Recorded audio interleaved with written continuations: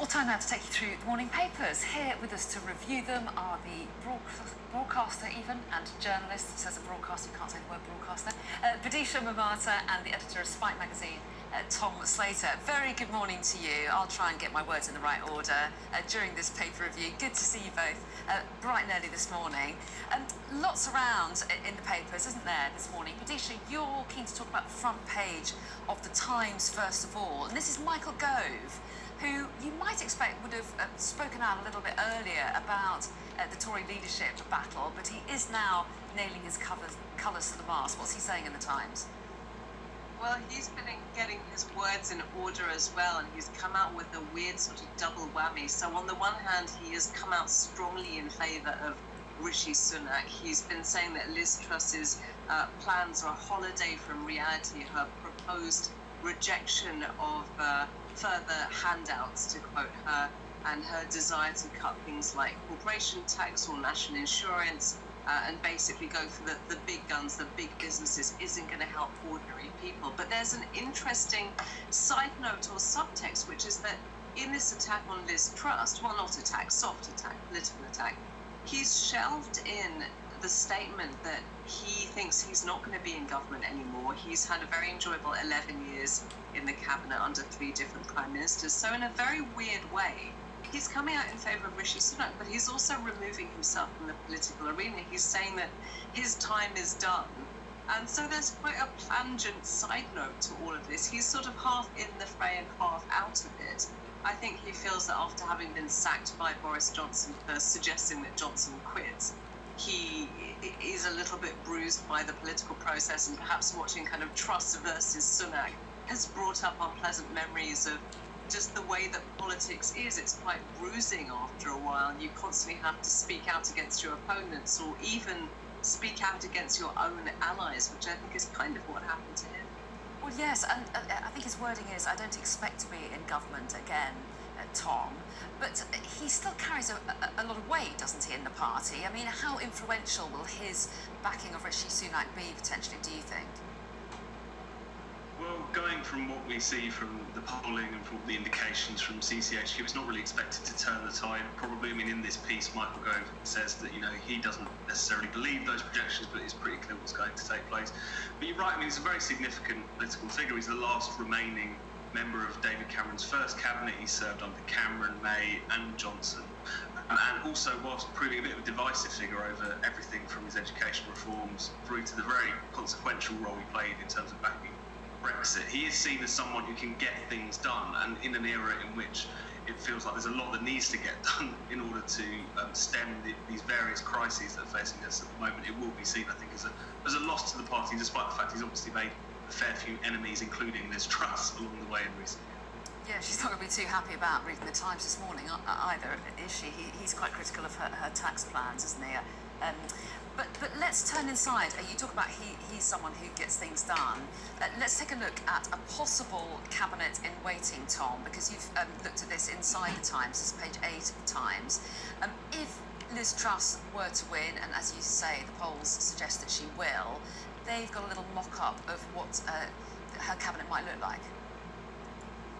Yes, so there's various, essentially confirming a lot of what was already rumoured. Kwasi Kwarteng, of course, who's very close to Liz Truss being lined up as her chancellor. A lot in there about the kind of very close working relationship they want to have to avoid the kind of infighting that we've seen otherwise. There's Suella Braverman there lined up for the Home Office. Jacob Rees-Mogg being mooted for Levelling Up Secretary, which is interesting to some respect, and also James Cleverly there being talked about in relation to Foreign Secretary. Kemi Badenoch, who was the kind of insurgent candidate in this leadership race, being lined up either for education or for culture. So not necessarily loads of surprises in there, but nevertheless a kind of clear sense that, having spent quite a while trying to suggest that she wasn't being complacent, that the race was still on, that she's very much now thinking about her first 100 days, that emergency budget we've been hearing about, what her top team is going to be, and even some discussion in here about what measures she's going to announce in relation to the cost of living crisis, which, despite all the infighting, are actually not that distinct from what Rishi Sunak has been arguing for, interestingly. So we're starting to see a bit more detail there as well. Well, yes, because at the moment, today she said, let's wait for an emergency budget before I talk in more detail about what extra help might be in the offering. She's not been any more specific than that, has she? Let's move on, shall we, Vidisha, to a story that you've picked out, and this is the ongoing strikes on the railways. Inside the Sun, page 2 of the Sun, covers this because, once again today, we've got a national rail strike, haven't we, for the second time this week? Yes, so we had some joy on the rails yesterday. Now we're also going to have some joy as industrial action continues today across a number of different unions. The interesting thing here is just how firm, intransigent, bullish, whatever you want to call it, the government is being. So Grant Shapps has actually come out and said, right, okay, if we can't come up with an agreement, not only between the government and rail bosses, union bosses, but also union bosses and the members of the unions themselves, I'm going to invoke a form of legislation called Section 188, where it's written into rail trade union legislation that certain changes can indeed be forced through. Now, he's pointing out that there are certain possible deals that have been discussed which union bosses did not themselves take to union members. So it was the union bosses who themselves vetoed the proposal. For example, an 8% increase in pay over 2 years. And Grant Shapps is saying, look, we need to get to a stage where whatever the government is putting to union bosses, they are indeed going to take to their members, so that this doesn't become an argument between only the big dogs across the table, whereas ordinary union members are somehow being left out of negotiations. That's how he's styling it, but his vested interest, as he keeps saying, is that they desperately want to modernize the rail, the transport, the tube, the bus networks, and that's what they're going for. And of course that costs a lot of money, but it also creates huge demands on the workforce. And the workforce is saying, well, look, you can't just force through all of these changes without any benefit to us. Pay, terms, conditions, you're not listening to us. So it's a form of deadlock. But Grant Shapps has been really very strong in suddenly not promising but threatening. So it hasn't happened yet. This thing called Section 188, invoking it. Yeah, and the tone, it's been quite tough, hasn't it, from the government on this, Tom? And where do you think public sympathy lies? Because there will be a lot of people across the country who are really worried that their wages won't keep up with inflation, which is already at 10%, likely to go up even further. Do you think they have real sympathy with the striking railway workers, or do you think they're just really frustrated that they can't get to the jobs that they might have?